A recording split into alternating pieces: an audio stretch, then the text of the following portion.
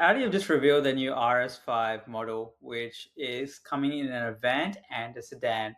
And it's the first ever plug-in hybrid RS car. It looks amazing, but it's not all good news. And we'll get into that a little bit later. But starting off first with the engine specs, it's got a 2.9 liter V6 twin turbo that is an evolution of the previous model, but obviously now has an electric powertrain as well.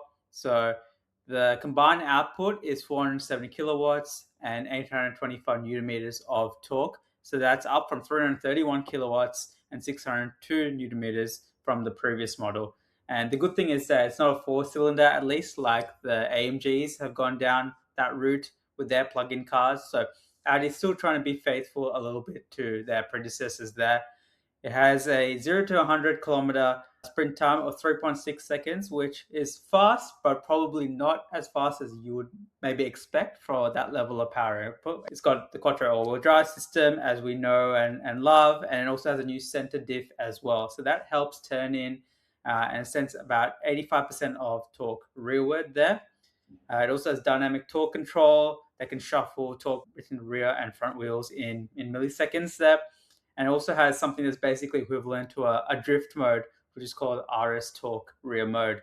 But there's a reason why they've tried to have all these kind of trickery in place to improve the handling, the turn in as well, and of course that huge power output. And that is because of the weight. So it tips the scales at a massive 2.3 tons for the sedan, and the Avant is about 15 kilograms more. That's 550 kilograms over the previous car, and even 202 to 220 kilograms heavier than the larger RS6. So obviously not a lightweight by any stretch, and that's just the nature of having a plug-in powertrain. Another drawback of the PHEV setup of the RS5 is that the battery pack is situated obviously in the back, and that compromises space as well when it comes to the boot space. So the van, even though it's a fairly decently sized wagon, it only has 361 liters of space. So not the most practical car because of those compromises with packaging. It seems like it's a lot of compromise to bring in an electric powertrain alongside a petrol powertrain. But I think there's a few reasons here. One is just the emissions regulations that they need to follow in the likes of China and Europe across their range. If they were going fully electric or if they were going more hybrid across all their models, then they can bring that emissions figure down across their range and be compliant with those regulations. Of course, with these higher output cars, these sports cars, which if they were to go down just a regular combustion engine with a V6 or a V8, they'll probably be in breach of some of those regulations. So it's really important that even these higher end models are still bringing down that overall figure.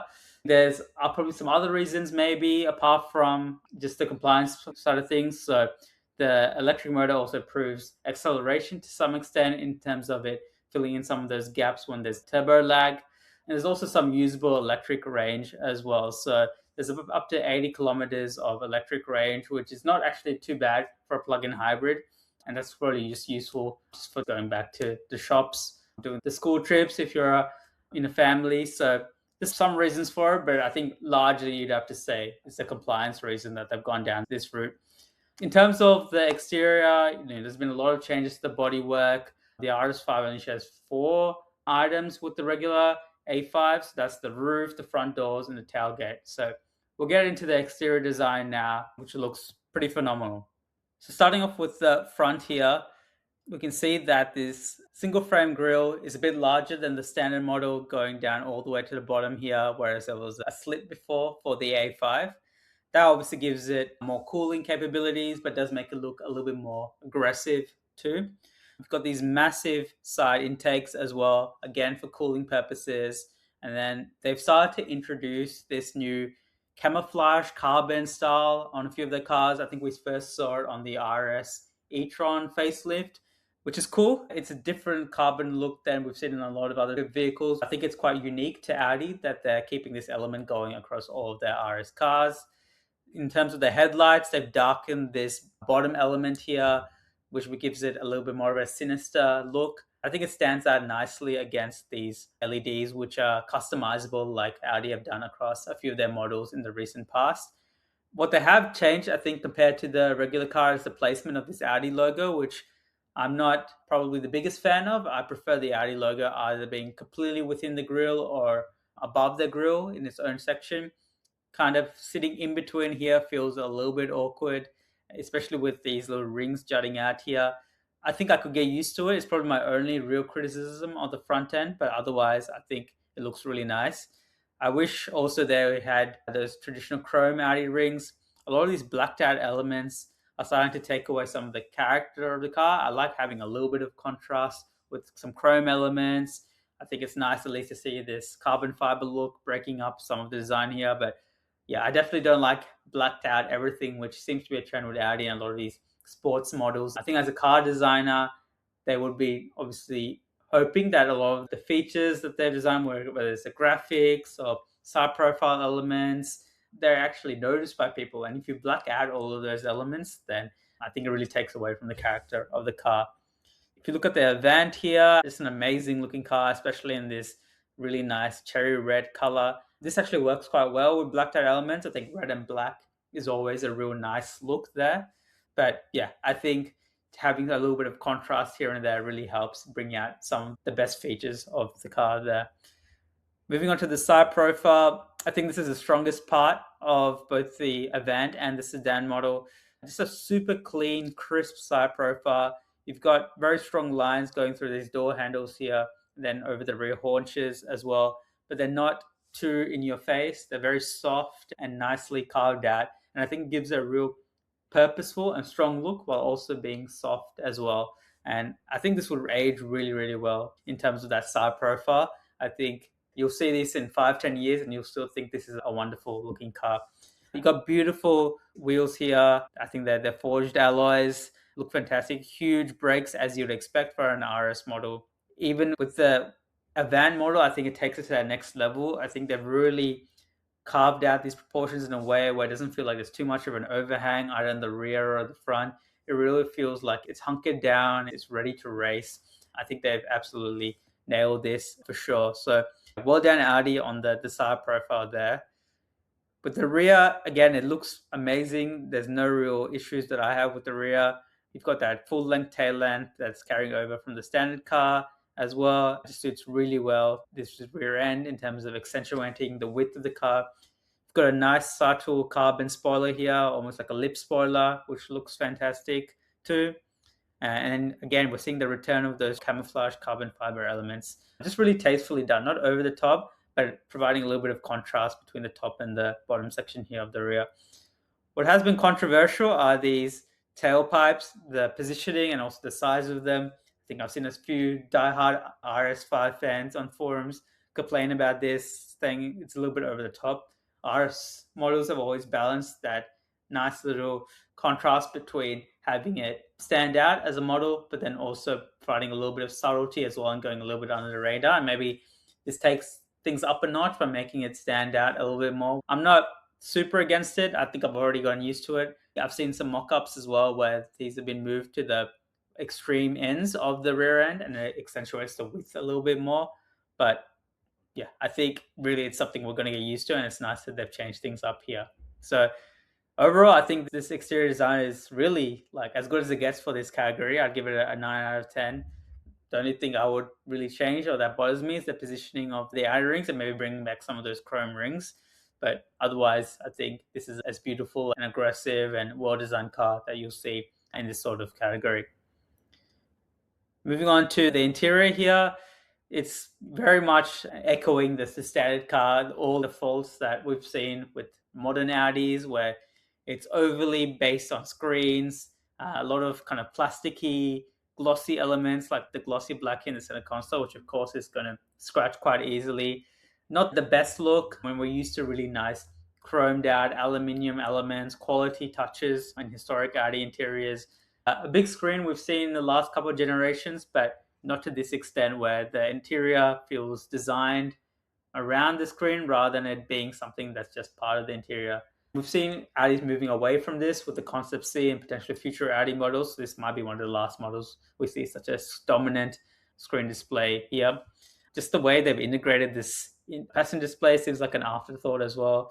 I really don't think they've done the best job. by any stretch here. But apart from the screens, the steering wheel, it's a nicely designed wheel. I'd love to see real chrome rings here. I think at least these seem to be real buttons, even if they've got that piano black finish. Overall, you can see some of those carbon elements, camouflage carbon brought back in here in the interior, which is nice to see. It's very dark though, it lacks a little bit of color. At the very least, the seats look fantastic. They look like they'll hug you, especially in the corners. A lot of great support there as well. We've got that RS badging, which is nice to see. It makes the car feel a little bit special. And you can see how the seat belts get customized depending on the exterior. So you've got these golden seat belts that go really well with the green color that we saw in the sedan. And you've got matching red seat belts here for the red color. Rear seats also look fantastic. Usually a lot of these brands will skimp out on the rear seats, even if they make the front seats look really nice, but they've really tried to echo some of the design elements there on the front, which I think looks really, really good. There's elements that we'd expect from Audi with this generation of model, which aren't great, but I think they've added enough RS touches to make this look and feel a bit more special.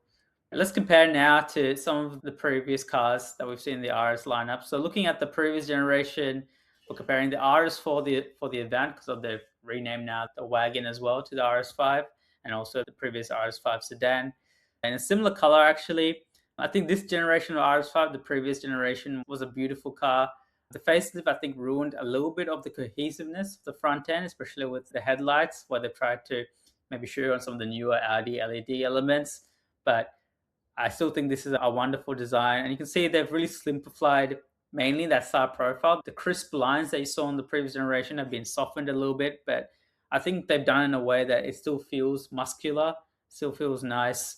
Yeah, it still very much looks like an evolution, but I think there's enough changes here that make it look like a new generation model. You can also see here with the door handles, they've moved to that more aerodynamic flush style, which is probably better than the Tesla style door handles, which are actually probably going to get banned very soon in China, and then that will obviously be affecting the rest of the world too, where you got the traditional and practical and much loved regular door handles, which I think most people would still be fine with, but progress is progress, I suppose. With the Avant here, you've got a very different kind of side profile with the muscular haunches on the rear end, which are a little bit more prominent than the previous car, as you can see. I think generally speaking, maybe the rear end looks a little bit nicer here on the newer model, in my opinion, a little bit more sporty. Still a nice looking car, but I think this definitely looks a lot more modern. And I think the A4 that this was based on generally looked a little bit outdated. A lot of people loved that generation, but I do remember when it came out, it felt a little bit behind the curve, whereas this looks very much like it fits into 2026. Has all the modern design elements that you've come to expect here. I think my preference probably is the new generation model. I still have a soft spot for the RS5 sedan of the previous generation, but I think the Avant RS5 definitely looks a lot nicer than the previous generation RS4. And then finally comparing the interior of both cars, I think it's night and day. Most people would choose the previous generation interior, and I'm no different. You can just feel and see the quality just by looking at it. Of course, it's got a screen, but it's just one screen in the center. This is nicely integrated here, that gauge cluster. That steering wheel has real Audi rings as well. Beautiful aluminium elements too. Got the traditional weaved carbon fiber, which still looks great. I don't mind the new carbon fiber look, but look at the absence of sort of any kind of chintzy elements. There's some piano black, but not a lot here, whereas here it's completely dominated by piano black. Just a very cohesive design. You can see how they were probably one of the first manufacturers to have that extended air vent look, just so that it flows nicely and creates that feeling of width in the cabin. It has none of that here. You can see this additional display just looks like it was just tacked on completely. Hopefully with the facelift model and the newer Audi models, we see a little bit of a return back to the previous cars.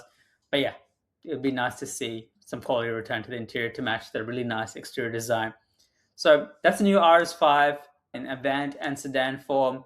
Obviously, huge power increases, but that goes with massive weight increases. We'll have to see the first reviews to see some of the trickery with the torque control and differential control actually helps with the handling and masks some of the weight. But it seems like this is the future we're heading towards with more and more plug-in hybrid performance models. So let me know what you think in the comments below. Do you think this is an upgrade of the previous generation? Do you think it's a step back? Keen to hear your thoughts. And if you like this video, feel free to subscribe.